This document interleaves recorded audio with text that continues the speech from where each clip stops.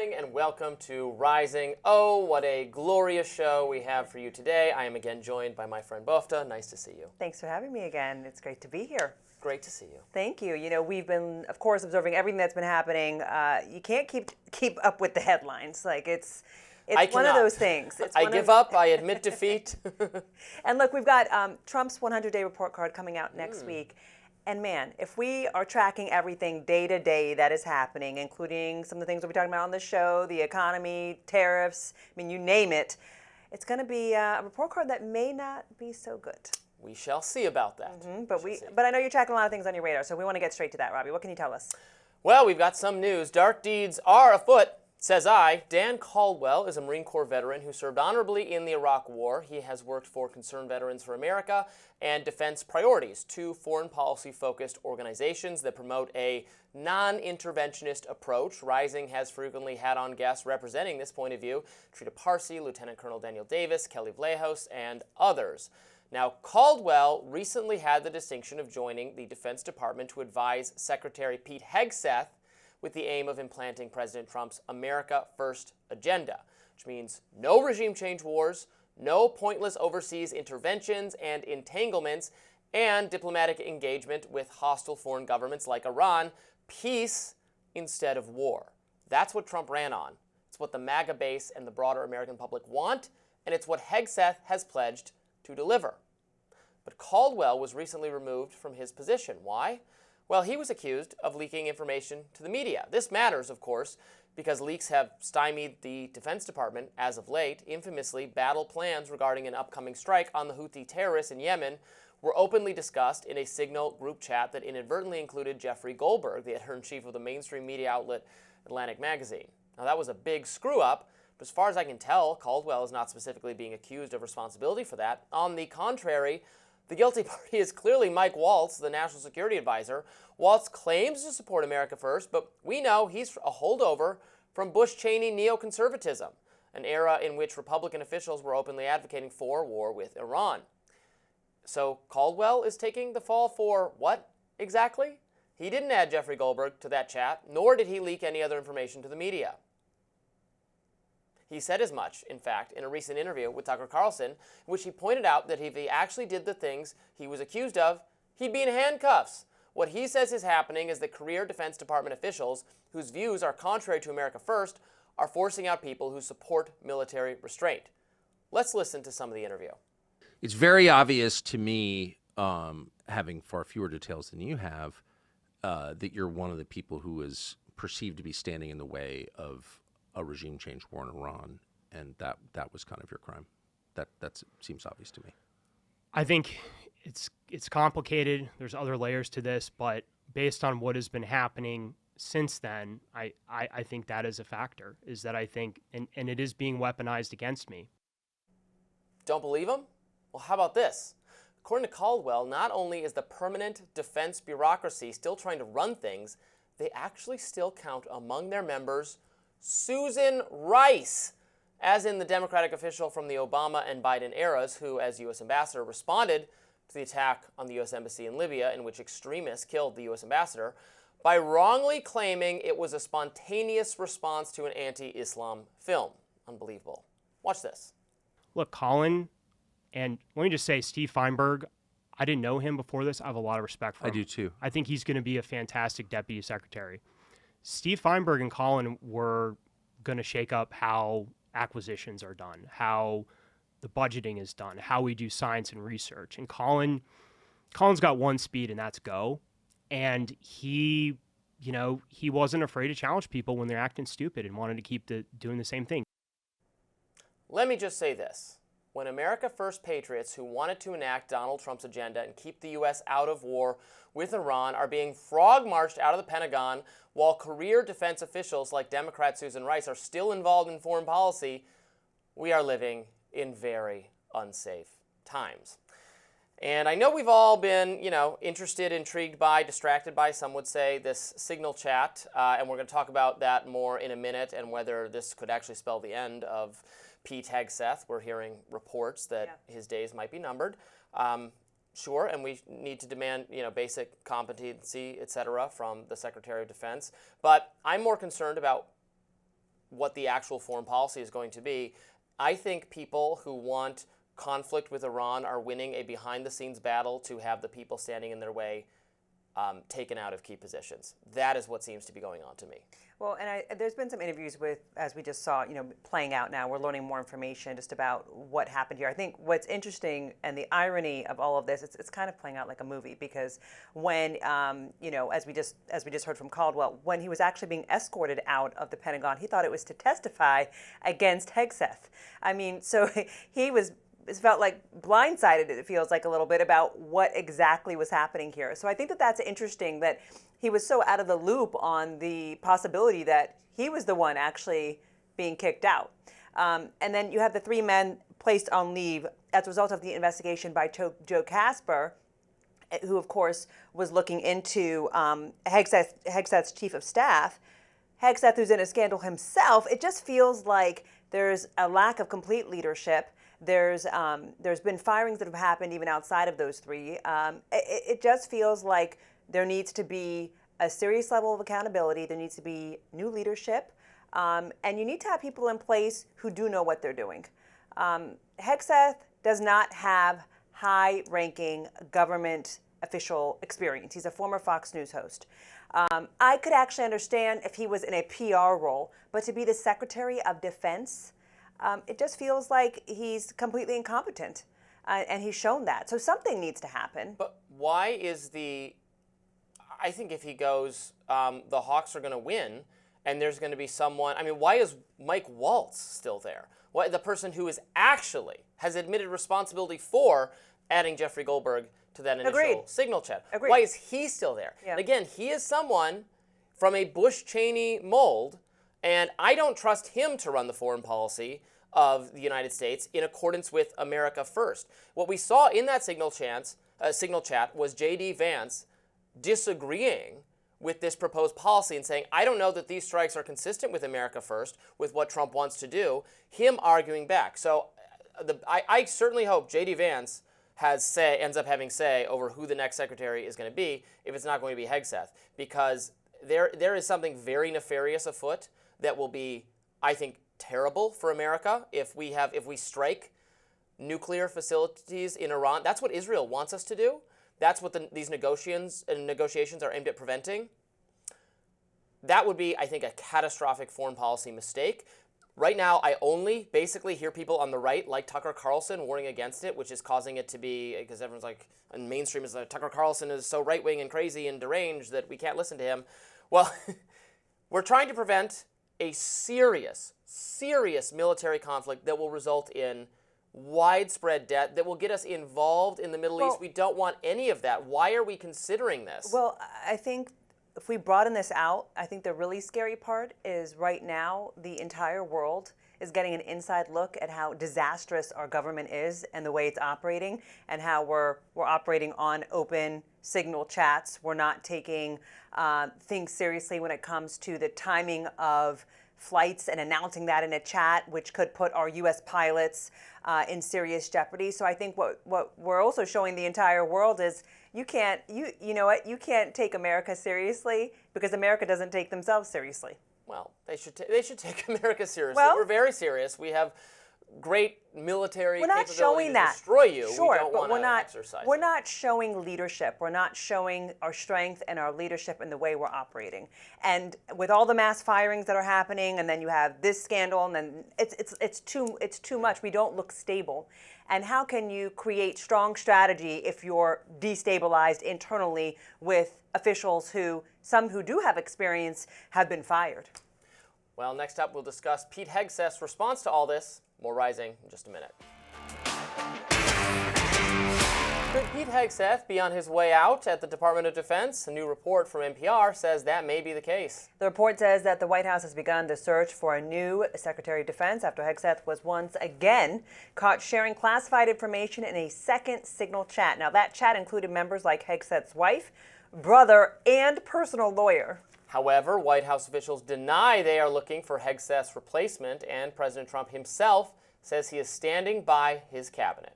The president absolutely has confidence in Secretary Hegseth. I spoke to him about it this morning, and he stands strongly behind him. Pete's doing a great job. Everybody's happy with him. Here we go again. Just a waste of time. He is doing a great job. Why do you still have confidence? Because he's doing a great job. Thanks, Ask the Houthis how he's doing. The White House and Department of Defense, they both say the reason this story is a story at all is due to several disgruntled former employees, including Dan Caldwell, who I discussed in my radar. He's Secretary Hegseth, the person Secretary Hegseth has accused of leaking information to the press. Everything we do here is above board, trying to make sure that we safeguard information. In this point, those folks who were leaking, who have been pushed out of the building, are now attempting to leak and sabotage the president's agenda and what we're doing. And that's unfortunate. It's not what I do. It's not how we operate. None of this is based in reality. But for many on Capitol Hill, a second signal chat may be a bridge too far. One Republican on the Hill told our colleagues that there may be buyer's remorse. Then there's Republican Representative Don Bacon, the House Armed Services Committee member, telling us, quote, "I find it unacceptable and I wouldn't tolerate it if I was in charge." Well, you got to remember that Trump really championed behind Hegseth to get confirmed. This was someone he really rallied behind, as somebody who wasn't part of the status quo inside government type of individual who was being brought on. And now here he is in a lot of fire because he's been using this private phone and discussing military operations and treating it very casually, the role too casually, essentially. The Trump administration, however, takes the position, and I've heard people in MAGA world articulate this, it's a no scalps viewpoint. They will not fire anyone. They will not discipline anyone because there's a hit piece on them in the mainstream media. They're not listening to the mainstream media anymore. The media has no power over what Republicans and conservatives decide to do. Conservative media has some power over what Republicans and conservatives decide to do. There might be internal conversations taking place about Hegseth's future. Even if that was the case, Caroline Leavitt wouldn't say so because they're not going to make decisions based on what The Atlantic thinks or what the New York Times reports or any of that. That's just, I'm not saying that's good or bad. That is just the way Republicans in the second Trump administration are operating. Now, as I said in my radar, my greatest concern is conflict with Iran. That there is a major push from certain neoconservative Republicans. Lindsey Graham has wanted war with Iran for a long time. Mainstream thinkers in both parties. The government of Israel wants greater military confrontation between the U.S. and Iran. And I think that is to be avoided at all costs. I am very concerned that Dan Caldwell, who has been pushed out and accused of leaking, even though he steadfastly denies he leaked to the press, and he certainly was not responsible for Signalgate, was one of the people fighting against that. This is very concerning to me. Trump won on an America First foreign policy. That's what J.D. Vance wants to implement, and I don't know what's going to happen. I'm open to the idea that Hegseth could be or should be replaced by someone who will carry out that policy more faithfully or even just operate in a more efficient managerial style. But basic levels of accountability here. Well, the basic accountability, again, should be Mike Waltz for getting Jeffrey Goldberg in that. Sure. I mean, there's several, right? But Caldwell has also said, and we're theorizing here, but he has said himself that this may be a personal vendetta.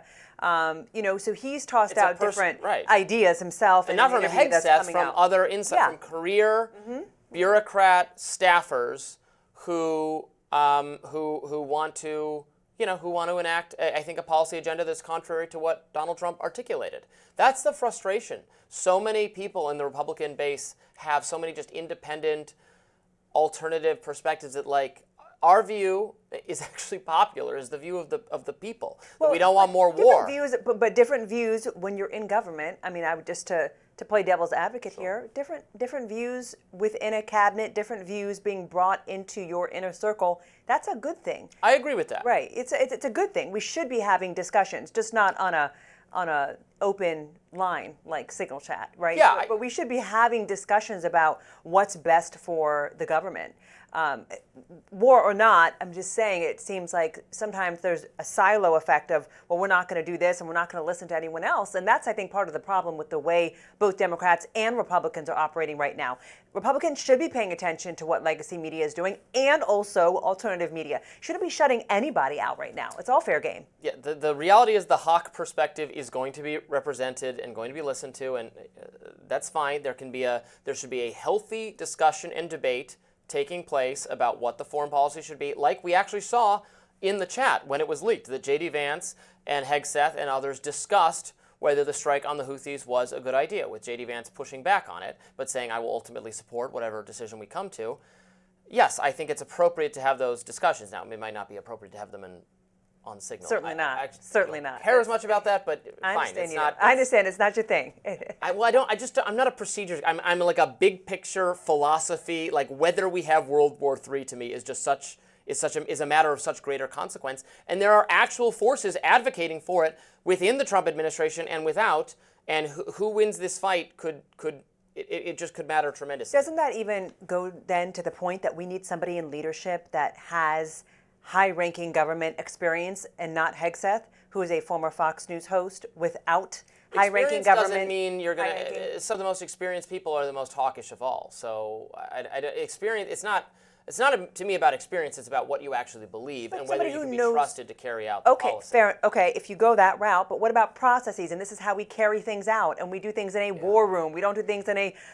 He was apparently even told when he was using his private phone, "Don't use your private phone." Just blatantly ignoring things. He shouldn't use the private phone. I'm not going to fight on that one. It's trivial to me. Just saying. I mean, these are basic things that I feel like anyone who had any common sense would actually be doing. If I was in a government role, and I'm not, was in a government role tomorrow, I wouldn't use my private phone. Like, it's just common sense. So you need the accountability, and I think this is where actually, I'm not speaking for all Trump voters, but I think that a large amount of the American public does want accountability for these kinds of actions when they do happen, even if you're a MAGA supporter. No, I just think the most likely thing, if Hegseth is gotten rid of and all these people are gotten rid of, is that yes, then you will have some career, professional, government type person who, is not leaking any conversations anywhere. It's all taking place behind closed doors, and behind closed doors they will decide to bomb Iran, and that will be bad. Well, we don't know that, and that's hopefully they would come in with foreign policy experience as well. But people with foreign policy experience do want to bomb Iran. That's my fear. Not everyone wants to do. I mean, it depends on the individual. So, I think experience goes a long way. That's all I'm saying. Up next, was the pandemic shutdown really necessary? Our next guest says, nope. Hard to imagine that just 5 years ago, nearly the entire world was shut down because of COVID-19. No schools, no socializing, masks. Was it really all necessary? According to our next guest, not quite. In his new book, An Abundance of Caution, author David Zweig details how health officials in the U.S., prominent scientists and Pulitzer Prize-winning journalists even, made fundamental mistakes in their assessment of the COVID-related evidence. That led to what he calls the worst American policy failure in a century. Zweig also highlights that as students in Europe returned to school in the spring of 2020, just weeks after COVID was declared a pandemic, kids in most of the U.S. were still locked out of the classroom. Writer David Zweig joins us now. Welcome back to Rising, David, and so nice to see you. Thanks for having me back. Yes, great book, hitting on a lot of the themes you've discussed on this show, but including a lot of new research as well, fascinating insights into what went wrong. Let's just go through some of the mistakes made by experts that you're correcting here. You point out that the whole flatten the curve methodology that was the basis for so much of the early lockdowns, shutdowns, mandates was based on data that ended up being totally inaccurate. Can you elaborate? Yeah, it's quite remarkable, and I extensively lay this out in the book, that most of us, or I think probably everyone, remembers the flatten the curve meme, where they show if everyone would just follow the instructions and stay home, then the cases will remain low, but if you don't listen to the instructions, they'll spike and it can overwhelm the hospitals. But what I show in the book is that while that may have been true for a very, very brief window in time, in fact, none of the data actually support the idea that these closures in the society were going to have that type of beneficial effect over the long term. And the one that my book is particularly focused on, of course, is school closures, and how school closures, there was never any evidence that they were going to reduce community case rates over any period of time. And this particularly so when you had all sorts of other things open in society. And also that the European Union looked at information on the impact of school closures, found that it was not affecting COVID, the spread of COVID, and they actually had policies. You know, we point to, I've my whole life as a right-leaning person, as a libertarian person, I've always been, we should be more like democratic socialist Europe. And then it turns out Europe actually had more open policies on so many COVID topics compared to the U.S. with no comparative. They didn't do worse. In fact, by many measures, they did better than us, despite us, locking down harder and harder, particularly with the schools. One of the things that's really important for I want the American public to understand is that at the end of April and the beginning of May, European countries started reopening many of their schools. And in fact, later in May of 2020, when all the schools were closed in America, millions of children had already been back to school in Europe. And the EU ministers of education met together.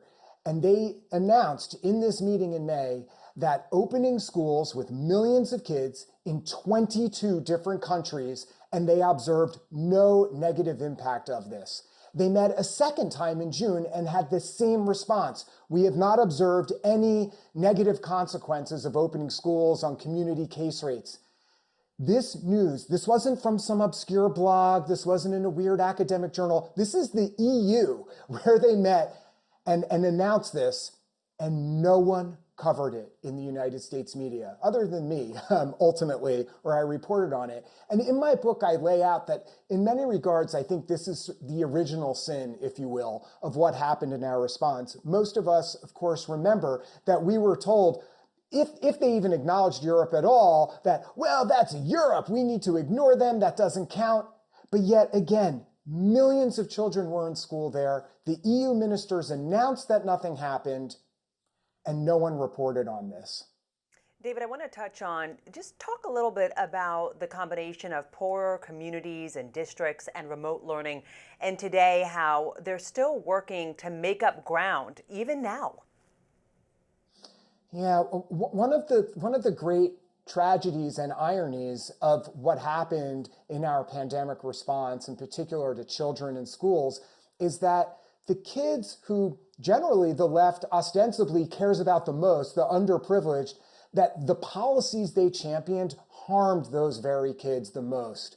There was never any evidence that that closing schools was going to benefit those children or their families. Reasons were often given saying, well, those communities are at higher risk. But again, that was predicated on a false idea that closing schools was going to reduce the risk for them. And we had evidence very early, again, the EU meeting that I just mentioned, and I list a ton of other evidence that was known at the time. My book is not a Monday morning quarterback thing where you're looking back retroactively. I go through a chronology where you see in real time what was known. And so unfortunately, these underprivileged kids, even today, there's tons of data on this, that the more children were out of school during the pandemic, the worse their education outcomes were. And if I may, I'll just add one other point. It's not, rightfully so, there's been a lot of focus on learning loss, but that's really just one data point that can be quantified.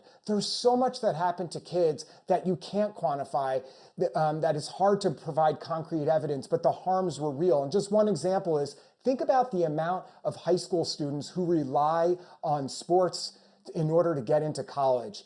Every single football season, basketball, what have you, were terminated. So there's some inner city kid who is relying on getting a scholarship for playing football to get into college. That was vaporized. We don't have those statistics on how lives were irreparably changed because of things like that. That doesn't show up in the school testing data. Not to mention, I would say also things like anxiety and depression, and then what their caretaker adult was going through at the time too, maybe lack of work or the remote learning and trying to juggle it all, and there was anxiety elevated inside of the house, domestic abuse, right? So there's many things that still we don't know the answers, correct? That's right. I mean, one of the heartbreaking things that's not talked about a lot is that when schools closed, a very strange statistic surfaced very early on, which was that reports of child abuse went down.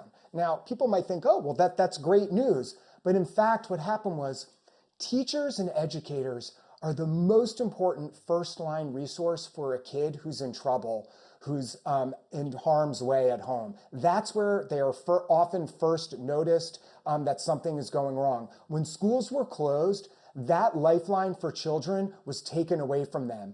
And they saw a plummeting rate of child abuse reports early on in the pandemic. And they knew this was not because there was less abuse, but because there was no way for these kids to get help. And healthcare and the public health experts were aware of these data. They came out within a month of school closures and they did nothing about it. These kids, many of them, thousands upon thousands, were left at home with a monster for untold amounts of time, and they had nowhere to go for help. This is just one of the sort of underreported consequences of these policies that were put in place. Yeah, I think there's a clear connection also between these closures and shutdowns and some of the crime spikes we saw related to COVID. And the task of civilizing society, right, is giving particularly teenage males, although there's been a lot of crime from teenage females as well related to carjacking in Washington, D.C., is occupying people, young people, when they're at their most act out with school or extracurricular activities or just part-time jobs, whatever it is, to keep them from engaging in bad behavior the way people of that age have in every generation since the dawn of human history, right? And when you shut all those things down and you just leave them to their own devices, that's when you get well, let's rob CV, let's shoplift, let's steal a car, let's get drunk behind 7-Eleven and see what happens. Like that kind of stuff that leads to, I'm not saying every kid does that the second they don't have something to do with their time, but you just increase the threshold, the likelihood of antisocial behavior, whatever we're going to call it, taking place among people of that age. You're exactly right, Robby, and there are so much data to support what you're saying. And anecdotally, from interviewing many, many educators, what many of them have reported to me, as well as reported this out in plenty of outlets, is that once schools did begin to reopen again, many of the kids were ill-equipped to function properly in that environment. They had been so desocialized, they didn't know how to behave. There were tons of behavioral issues, fighting, acting out, not doing their work. These types of things also don't just show up in the learning loss statistics. So again, it's absolutely correct that there's been a lot of attention paid to learning loss, but I want to emphasize so much, and I talk about a lot of this in the book, is how many of these other types of things came into play and how these harms are incredibly important and long-lasting, and that they don't show up in these learning loss statistics that we're talking about. Ultimately, what I want people to come away from when they read the book is an understanding about how the gears of society turn behind the scenes. And I show this sort of interaction between the public health establishment and what we would call the legacy media, and how they basically worked in conjunction with each other to form a certain narrative about what was considered virtuous, what was considered scientific, and anyone who disagreed with that was branded, right-winger, piece of garbage. And what I believe meticulously show in my book is how deeply, deeply flawed that whole narrative was. And it's really important for the public to understand what happened so we don't let something like this happen again. David Zweig, thank you so much for joining us. Fascinating book. Everybody should get it. It's called An Abundance of Caution. I have my copy. I have two copies, actually. I'm going to give one of them to somebody else to read. Thanks so much. We appreciate it. I'll take it. All right, up next, reparations for Americans over migration. A top White House official is raising some eyebrows. Stay with us. White House Deputy Chief of Staff Stephen Miller gave a unique proposal during another one of his passionate cable news guest appearances. While on Newsmax, Miller responded to Democratic Senator Sheldon Whitehouse's suggestion that the White House should be fined over the deportation of Kilmar Abrega Garcia. Here's Miller on Friday. Where does our whole country go to get repaid for all of the wealth, all of the prosperity and security that has been stolen from us by decades of uncontrolled illegal mass migration? Because we all deserve reparations for what has been stolen from us. Jake Beckett of venture capital firm New Founding responded to Miller's suggestion on X, writing, "A tough question for the administration. Who is stopping Stephen Miller from doing what needs to be done?" Meanwhile, reporter for Daily Kos, Oliver Willis, also weighed in, writing, "Caroline Levitt and Stephen Miller especially seem to be from the school of, if I shout real loud, that can overrule anything, even the laws of physics." So I can't imagine, Bofta, that you're pretty enthusiastic about the idea of reparations for, I guess, for all Americans for the ill effects of mass migration? I think it's a lot right now to start adding this into the conversation. I think before we even go there, I think we actually have to talk about Abrego Garcia. And I feel like it's jumping the gun a bit because he's still abroad, he's still in prison, he's still not with his family, and I just feel like we're jumping the gun. Is this really a winning issue for Democrats? Look, I have made my position, I think, perfectly clear. I think he should be brought back to this country and then deported elsewhere. That was the legal order, that he should not be deported specifically to El Salvador. I understand the conservative position is that, well, he's from El Salvador. He has now been returned to his home country. I think the Trump administration would be able to set those of us who have civil liberties concerns a little bit more at ease if they just got him back and then deported him elsewhere, because my fear is the argument they're using is that, well, he's outside the country, so we have no power over it, could be applied to just about anyone. What if they put an American citizen on a plane and send them somewhere else and say, well, we can't do anything about it, not in the United States anymore? That is very troubling to me, so they should get him back. I do not contest at all the government's argument that he is a member of MS-13, which is a terrorist. Well, a judge has not said that. That's been in the court of public opinion. A judge has not in the said. Court of opinion. That's not the true. Judge. We the discussed judge, this yesterday. Yeah, the judge and we're going to disagree on it, and we can agree to disagree. But a judge has not said he's linked to MS-13. Right. The government made that case, and the judge agreed with the determination. This is going back to the 2019 case when he was initially picked up along with a bunch of other members of MS-13 wearing the clothing that MS-13 members wear. He has not been charged with anything. Well, he's not. He's being right. He's not charged of a crime. He's being deported. It was a deportation action. Right. And then he claimed asylum status because the rival gang would kill him if he was moved. So if you don't buy that he's a part of the gang, order of all of that, I would maybe, disagree. We'll disagree on the order of all of that. The MS-13 came out. Trump trying to justify, but okay. We don't need to give him sainthood. This is starting to remind me of like George Floyd, where it's like, he's the greatest human being who ever lived. Okay, no, so different topic. That doesn't mean the government was right to kill him, but you don't have to. Whether the government's actions are correct or not does not depend on the moral goodness of the human being. Not talking about moral goodness. Kilmar Abrego Garcia has been accused. By the way, his wife got a restraining order against him one time because she was afraid that he would engage in violence against her. So none of that matters to me for whether the Trump administration should return him. He's under protected status. Let's look at facts. He's under protected status. So standard would be to bring him back here and reopen the case. He can then go through a lawyer, have a lawyer argue his case, and then a judge decide. That would be standard procedure. Right. But we already did that. I'm saying, what? We already did that, and the judge said you can deport him, just not to El Salvador. The only mistake was made is that he was deported to the wrong location. He was eligible, he was ruled by a judge eligible for deportation except to El Salvador. So this argument that he, I again with due process. And I'm not putting on sainthood. I support due process. He was subjected to due process. The government made a mistake in the end, a mistake I agree that they should correct, but the end result of this process will not be him remaining in the U.S. because he has no business being here because he is demonstrably a member of MS-13. Right. Under protected status, all I'm saying is that he should be brought here and a case reopened. And you're disagreeing with that, and we'll agree to disagree. We'll agree to disagree. Also, let's go back to the original piece of this conversation. I think that reparations, and here's what I am for, I think reparations can come in different ways. Some people always align it with money, but it can also come in educational opportunities. So if the government is found wrong, let's say in this case, right, there should be some type of compensation, I do believe, given to him or his family for what they've suffered. A 5-year-old child with autism watched his father be detained suddenly while he was just sitting in the car. I mean, I just think that the trauma I'm just saying. He's in the country illegally. He's under protected status. So once you're under protected status, that's what it's called, protected status.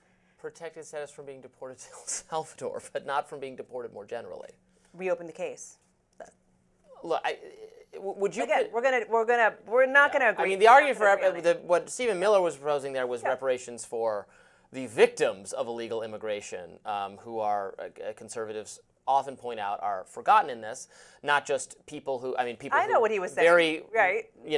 Actually had family members killed by illegal immigrants. Now, I don't think illegal immigrants are responsible for, most of the crime we see in this country, and sometimes it's a little bit of a red herring to say that, if we just got rid of the illegal immigrants, we wouldn't have a crime problem. That would not be the case. Let me assure everyone of that. And then where does it stop? I mean, if you start to do that, where does it stop?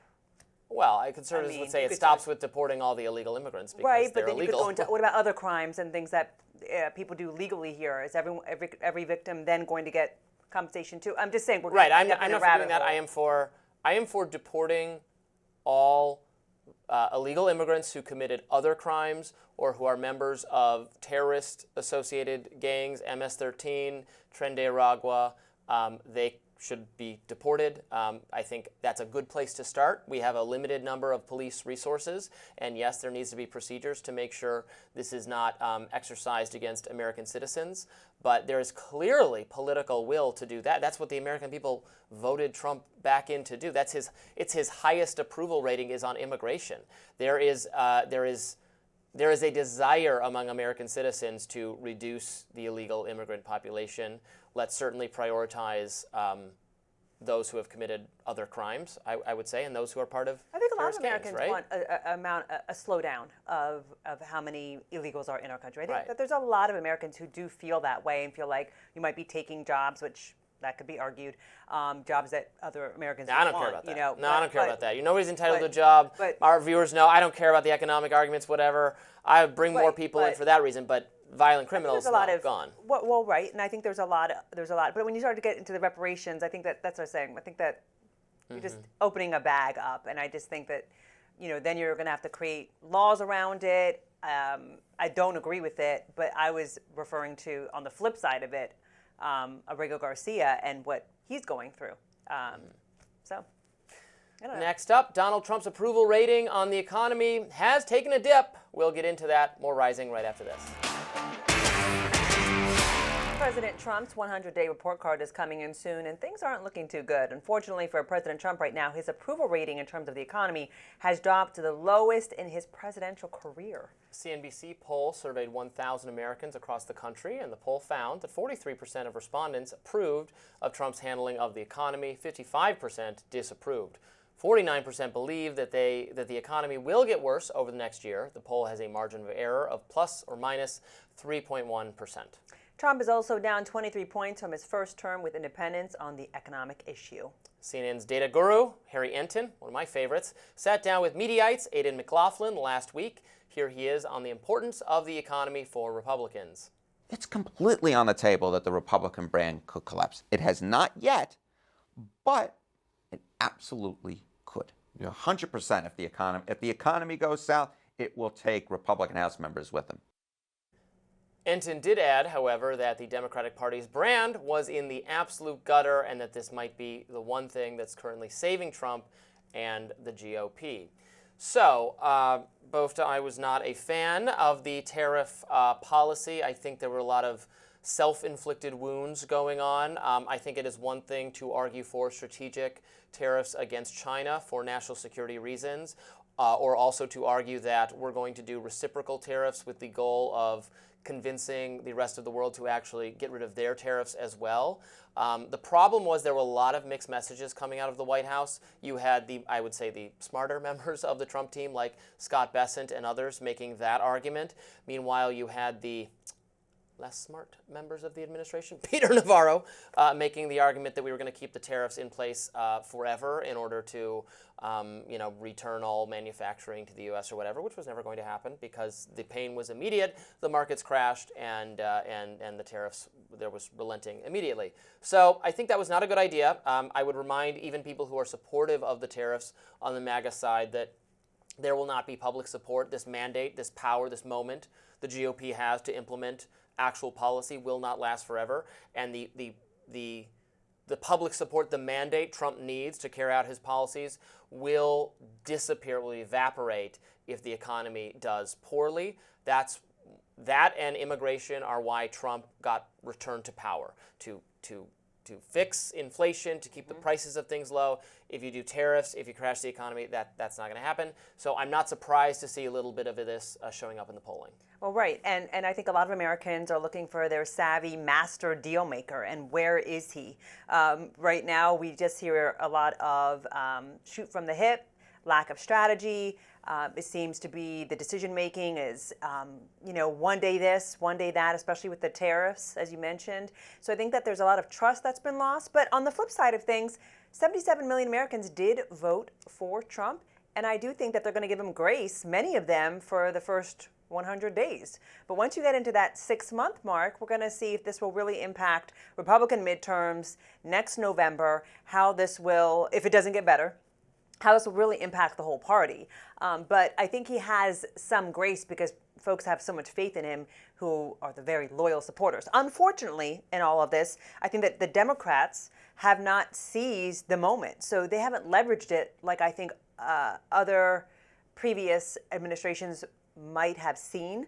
You just haven't seen that messaging, that strong messaging come out, and it's been inconsistent. So unfortunately, despite all that's happening, despite what we're seeing with the numbers, you're not seeing the Democratic Party also come in and swoop in and make sure that those voters who are now on the fence about him are definitely on their side. They're looking really at two things they don't want, and that's not where you want to be.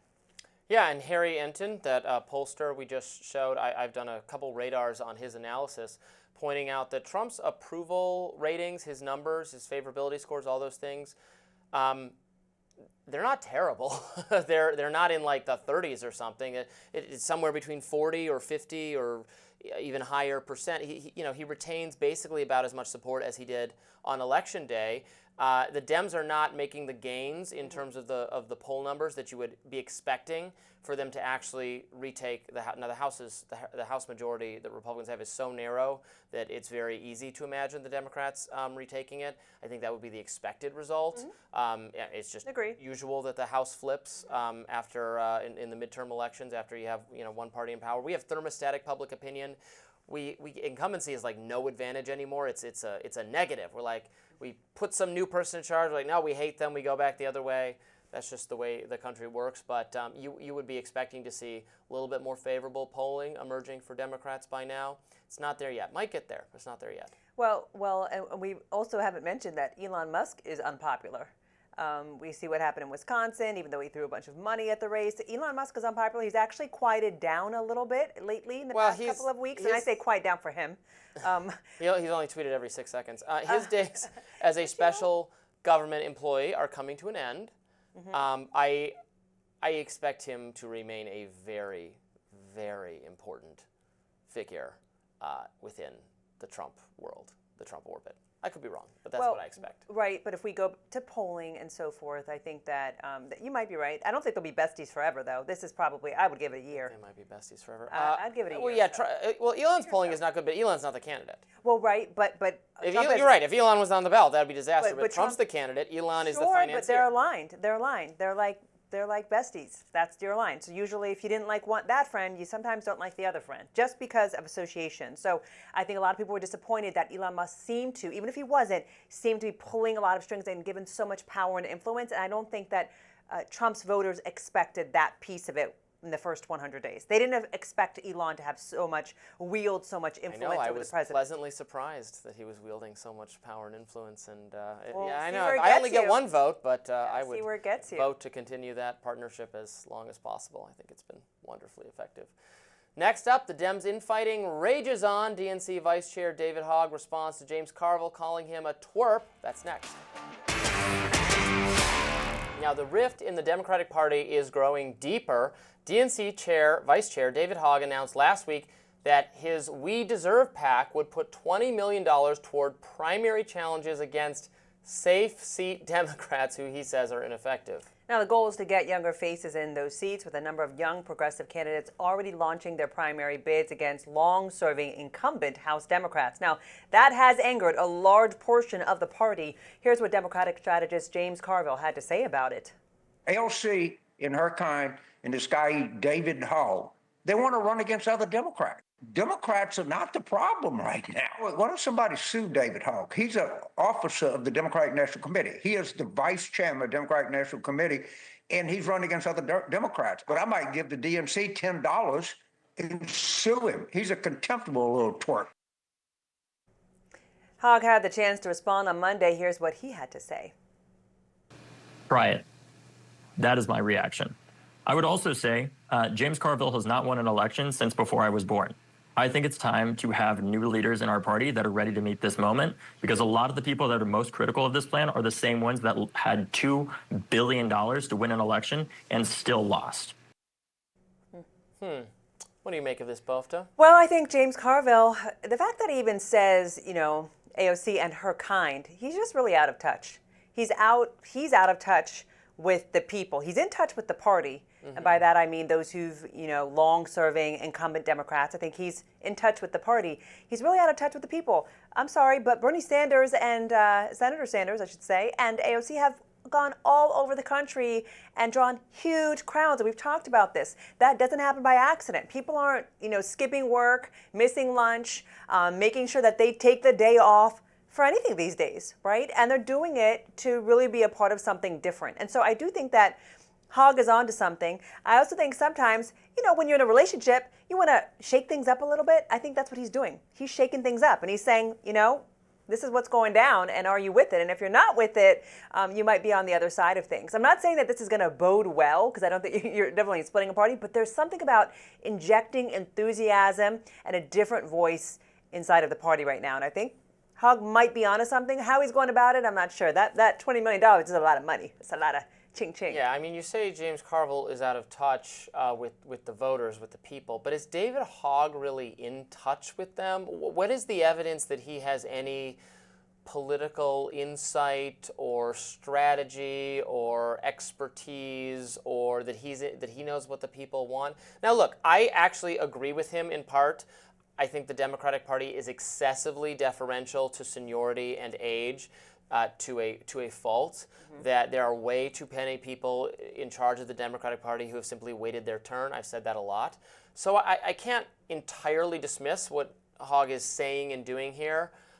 I just also don't think he really has a strategy or a plan or necessarily knows what motivates Democratic rank and file, or what will make the Democratic Party, this is the important thing, more palatable to independent-minded voters, right, in the swing states. What brings back the working class, blue-collar voter who was supportive of Bernie, maybe, and then actually ended up voting Trump and has now kind of become a safe Republican? What brings those people in Michigan, in Pennsylvania, in Wisconsin back into the fold? And then, if you look at it that way, well, is it more of a James Carville type person or more of a David Hogg type person? I tend to think it's probably more of a person who has the cultural preferences of a James Carville-esque person, but maybe with some fresh new faces in the way David Hogg wants. Maybe that's the way to go about it. Not that I want to give advice to Democrats to make them more competitive. I'm happy to have them remain Are you sure that as they might be taking non-competitive notes? as possible. But I don't know, something along those lines. I hear you. I think I have questions for Hogg, which would be, who is determining what a safe blue seat is? And are these incumbents that have been minorities and women who've worked really hard to get into those seats? How are you determining what's safe? What's a safe blue seat? And what's going to be the strategy and the process around all of that? And that's where I think things get murky, because you have Senator Cory Booker who's saying, I'm with our House incumbents and so forth, and really standing up for those who've essentially waited their turn or really fought really hard to be there. So my question to Hogg is more about who's determining that, and if it's just you or is it a group, and then who's the group? So those are my questions: is what's the process here of what's safe, what's a safe blue seat, and how do you determine somebody's not doing really well, right? Because it's not always the polls that show us. We've seen that. People have come out when polls showed somebody wasn't going to do well, and then boom, you see this huge turnout. So I have those kinds of questions for Hogg. I do wonder about that. Well, how he's determining who is effective, that is a pretty, what do you mean by that? I think by safe seat he means, I don't know, D plus, what is safe? D plus 15? I don't know what counts as safe. Probably something like that.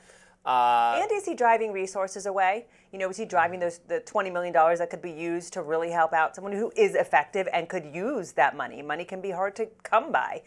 So is this going to be counterproductive? We don't know, especially because you're going to get now split messaging potentially, which is already a problem with the party. It's a splintered messaging.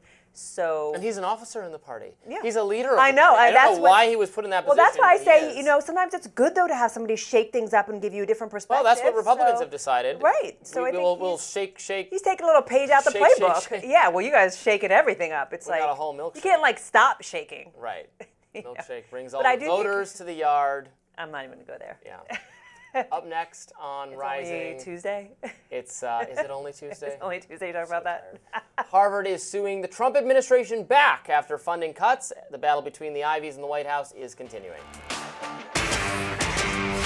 Harvard University is not going down without a fight. The Ivy League sued the Trump administration Monday after it threatened to cut billions of dollars from the school's research funding. This is a part of Donald Trump's ongoing crusade against the nation's elite colleges. You may remember earlier this year, President Trump tried to strong-arm the school into falling in line with his demands, but Harvard did not cave. Harris campaign's battleground director, Dan Caldwell, defended Harvard. Let's take a look here. Giving them taxpayer money. The National Institute of Health is funding most of this research is being cut or threatened to be cut that Trump is dangling here, that goes to tuberculosis research, cancer research, immunotherapy that saves lives. Most of the cancer treatments now weren't even around 10 years ago. They're saving lives as we speak. Lawyer and Harvard emeritus Professor Alan Dershowitz weighed in. Let's listen. Harvard cannot win this lawsuit ultimately in the Supreme Court. Harvard has the right to teach the way it wants and to hire who it wants, but it has no right to get federal funding. Columbia, Princeton, UPenn, and other Ivies have actually rolled over for Trump, but not Harvard. For 150 university presidents signed a statement denouncing Trump's government overreach and political interference. It was published this morning. So Harvard is fighting back the way resistance liberals want to see someone stand up to Trump. And now it will be a question for the courts.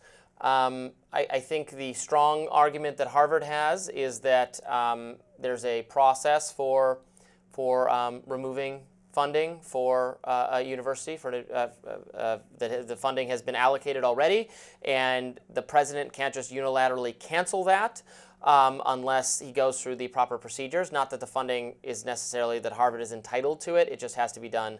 Again, we come back into this. It has to be done by Congress. It has to be done the right way. So now I would be fine with them doing that because I'm happy to reduce federal funding to wealthy, elite universities. I don't want to remove the funding because I don't like their speech policies or something, or they want to restructure their department. I don't care about any of that.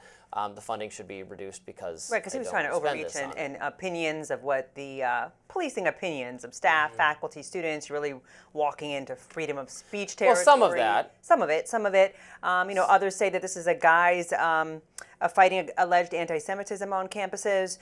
They're not happy with DEI being brought up within college campuses, and so this is the Trump administration's really overreaching, and I think that's what Harvard is saying here, that we're not going to stand for that. And let's big picture, right? Like big picture. If we take a look, students have been such a major part of cultural shifts in our country. When you think of sit-ins that happened, the Greensboro sit-ins, which then led to the civil rights, helped propel the civil rights movement, the Nashville sit-ins, the 1960s. There's been so many instances where students have organized, they've had opinions, and they've changed what's happening. They've stood up for something. And I think when you start to do this overreach, yes, they did.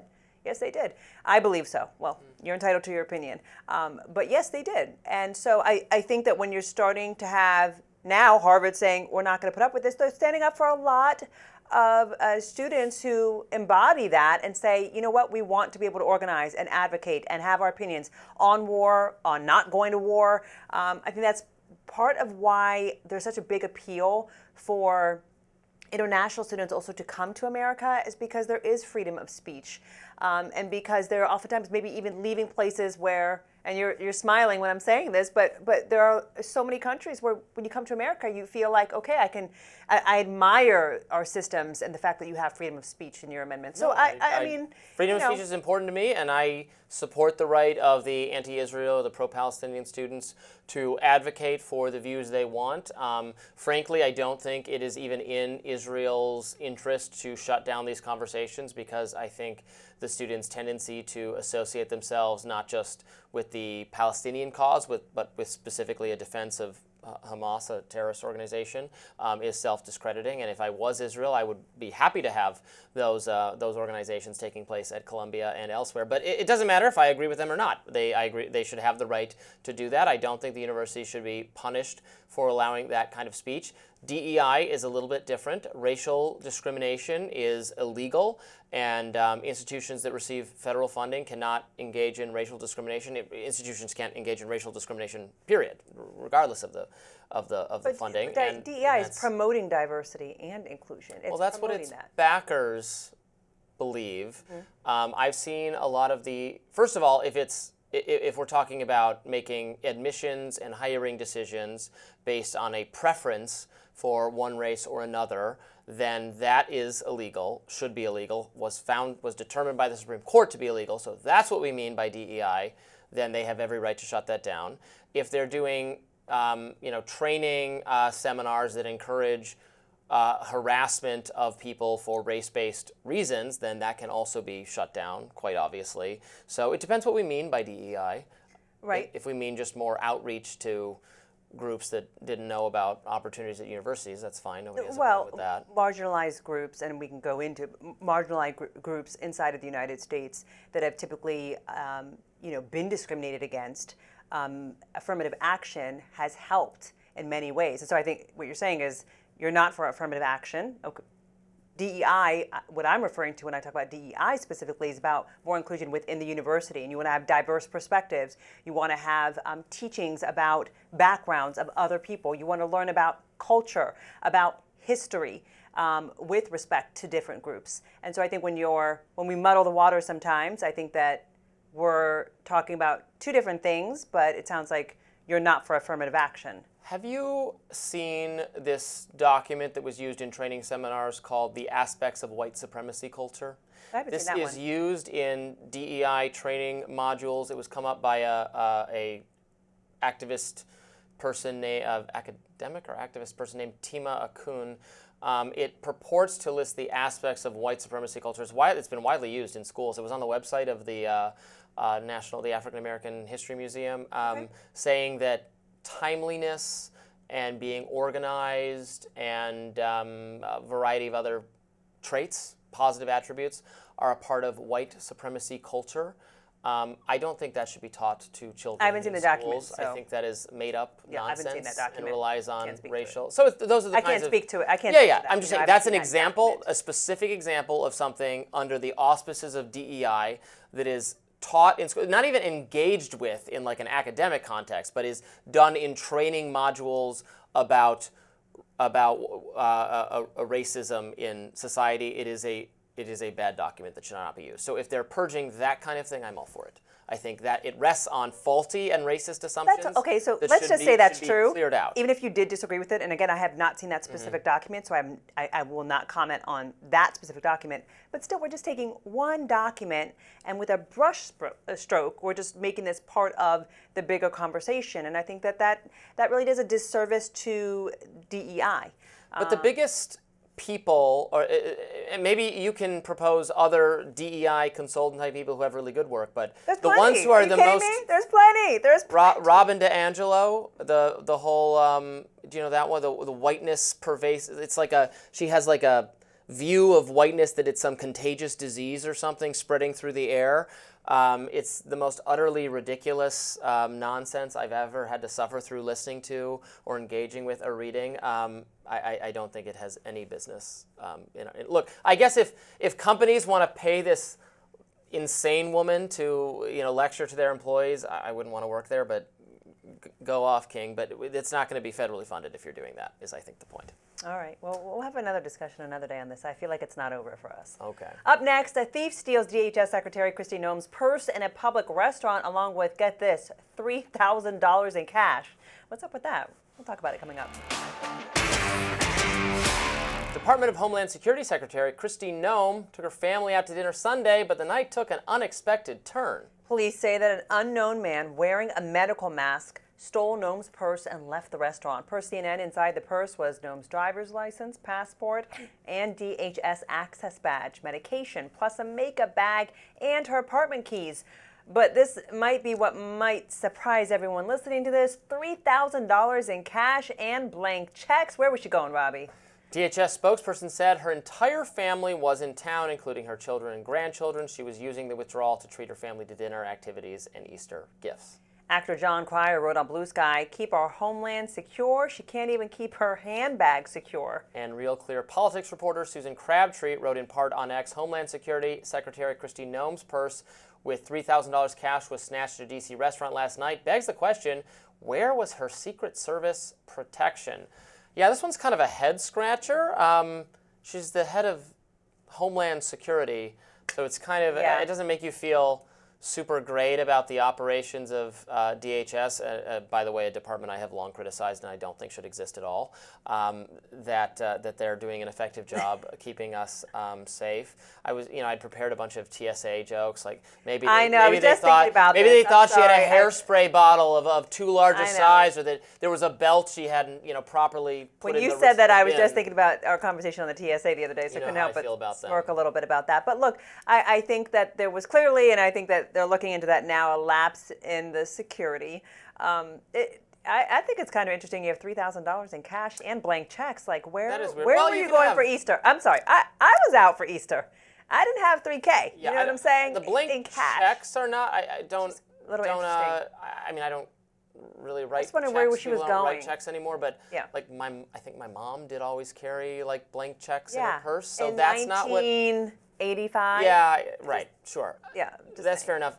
The cash is the odd thing. Yeah, it's a little bit odd. She said it. I guess they're claiming it was. She had a large family in town to pay for dinner. Yeah. But I don't know why you would need cash for that. Wouldn't you just use card? Right. That's what I'm saying. The whole thing is just kind of odd.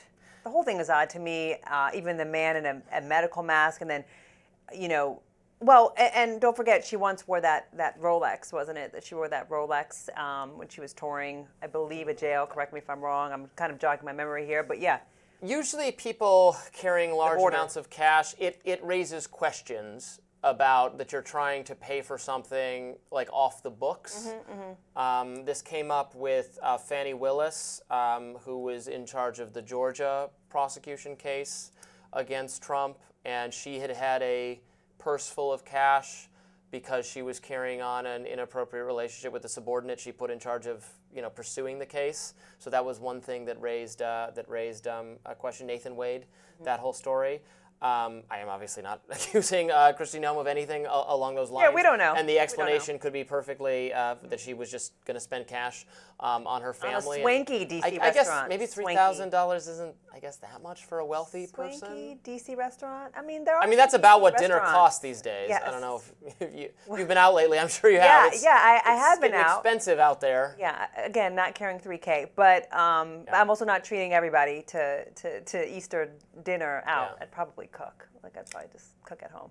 But that's another day. I think it goes back to, yes, it's odd, but then also just the irony. This is, the head of, DHS, and then here her security is not even on it. I mean, how do you get that close to her and steal her purse?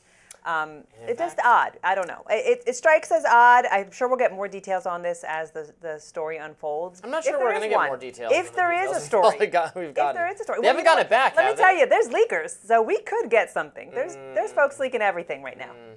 They haven't gotten it back, right? Have they? They didn't catch the person? It's not yet, to my understanding. Not at the time of this film. So that person's still out there. Yeah. So it is bizarre. Yeah. It goes to show you, let me just do more criticism now of the TSA, because I know how much you love this.